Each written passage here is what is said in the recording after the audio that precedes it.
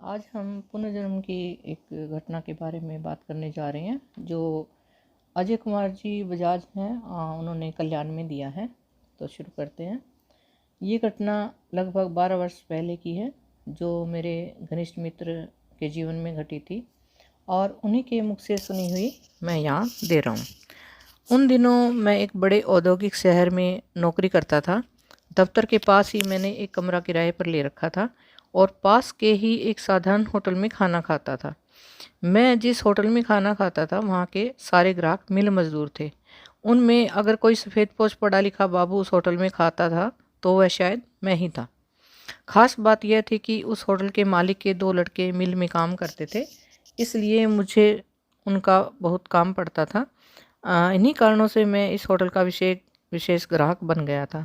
जिस मेज़ पर मैं खाना खाता था उसकी मेरे खाने से पहले अच्छी तरह सफाई होती थी और त्योहारों पर जब कोई पकवान बनाया जाता था तो मेरी राय अंतिम मानी जाती थी। प्रतिदिन मेरी ही पसंद की सब्जी बनती, मेरी थाली में ज़्यादा दही परोसा जाता। होटल का मालिक गंगाधर 55 साल का एक वृद्ध किंतु हष्ट-पुष्ट व्यक्ति था। जवानी में वह अखाड़ा चलाता था। वह मेरी आदतों से खूब परिचित हो गया था। मेरे लिए बगैर कहे कड़क चाय बनती। 4 बजे बिना मंगाए मेरे दफ्तर में नौकर चाय ले आता। खाना खाने के बाद मेरे लिए तुरंत पान मंगा दिया जाता और बिना कहे उसमें मैनपुरी तंबाकू डाली जाती। मेरा खाना होने के बाद वह अपने कंधे पर लटकी तौलिया मुझे हाथ पोंछने के लिए देता। उसका ये क्रम अबाध गति से उस समय तक बराबर जारी रहा जब तक कि मेरा दूसरे शहर में तबादला नहीं हो गया। लगभग 20 साल तक फिर मुझे लौटने का मौका नहीं मिला और धीरे धीरे मैं उसे भूल गया। एक बार बीच में पता चला कि गंगाधर होटल वाला मर गया। यह घटना मेरे होटल छोड़ने के शायद 1 साल बाद की थी। अचानक 20 साल बाद मुझे सरकारी काम से वापस उसी शहर में पुराने ऑफिस में एक दिन के लिए जाना पड़ा। अब वह बस्ती काफ़ी बदल गई थी। एक के स्थान पर 6-7 होटल खुल गए थे। पान की भी कई दुकानें हो गई थी और मेरे दफ्तर के आसपास अच्छा खासा बाजार तैयार हो गया था। मैंने गंगाधर के होटल के बारे में पूछा तो मुझे एक बड़े शानदार होटल में ले जाया गया। होटल की रंगत बिल्कुल बदल गई थी। अब वहाँ नए ढंग का फर्नीचर मौजूद था और कोने में रेडियो बज रहा था। बैठते ही मेरे बिना मांगे मेरी टेबल पर एक 8-9 साल का लड़का चाय लेकर आया। मुझे ये जानकर आश्चर्य हुआ कि आखिर यह लड़का बिना पूछे मेरे लिए कड़क चाय ही क्यों रख गया। मैं इस होटल में पहले ऐसी ही चाय पीने का आदी था। रात को खाने के समय उसी लड़के ने बिना मांगे मेरी थाली में मेरी पसंद की सब्जी परोस दी। मैंने देखा कि दूसरे ग्राहकों की अपेक्षा मेरी थाली में अधिक दही परोसा गया था और मौजूद होते हुए भी टमाटर का साग मुझे नहीं परोसा गया था। न जाने क्यों मुझे टमाटर का साग बिल्कुल पसंद नहीं था और 20 साल पहले मैंने गंगाधर से कह रखा था कि मुझे टमाटर का साग कभी न परोसा जाए। किंतु उसे मेरे 9 साल बीत गए थे। यहाँ कोई आदमी मुझे पहचानता न था। फिर इस लड़के ने मुझे क्यों टमाटर का साग नहीं परोसा। इसलिए मैंने पूछा, तुमने मुझे टमाटर का साग क्यों नहीं परोसा? आपको अच्छा नहीं लगता इसलिए। तुम्हें क्या पता? तो वो बोला, मुझे तो यहाँ कोई नहीं पहचानता। तो वो कहने लगे कि आप 20 साल पहले यहाँ खाना खाते थे, तब आपको टमाटर का साग पसंद नहीं था, पर तुम तो 8-9 साल के बच्चे हो। 20 साल पहले की बातें तुम्हें कैसे मालूम? तो उन्होंने कहा, हाँ ठीक है, किंतु मैं तब भी इसी होटल में था, तब मैं इतना छोटा नहीं था। जवाब सुनकर मैं सन्नाटे में आ गया।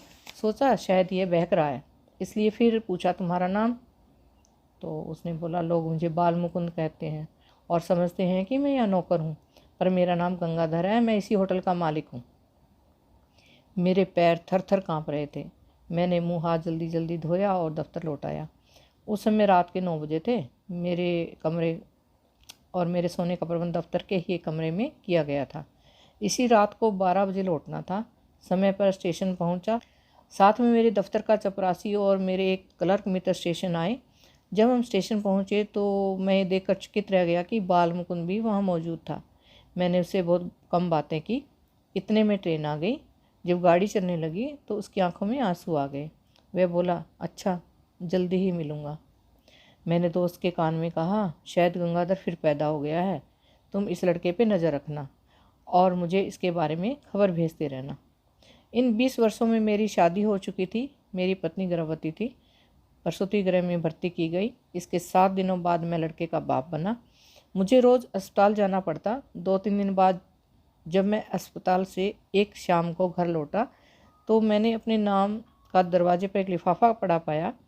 खोल कर पढ़ा तो मुझे ऐसे लगा जैसे किसी ने मेरे गाल पर भरपूर तमाचा मार दिया हो। पत्र में बाल मुकुंद की मृत्यु का समाचार था।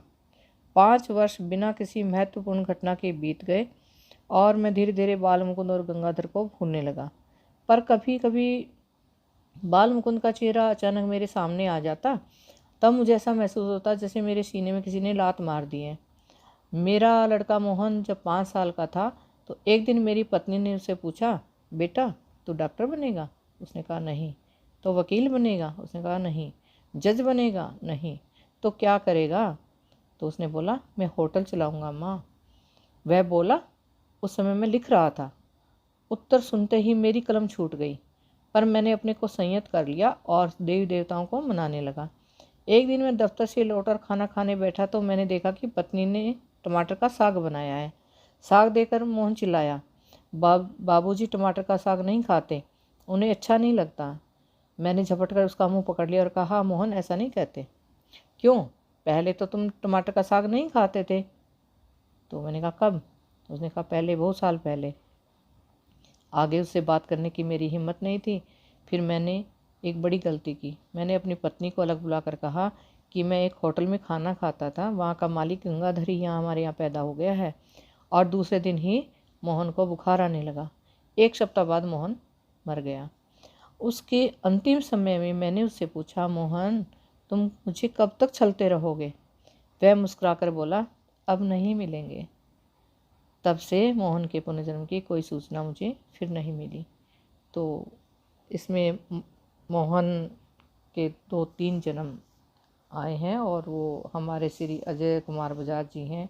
उनके साथ, उनके दोस्त के साथ ही ये घटना घटी।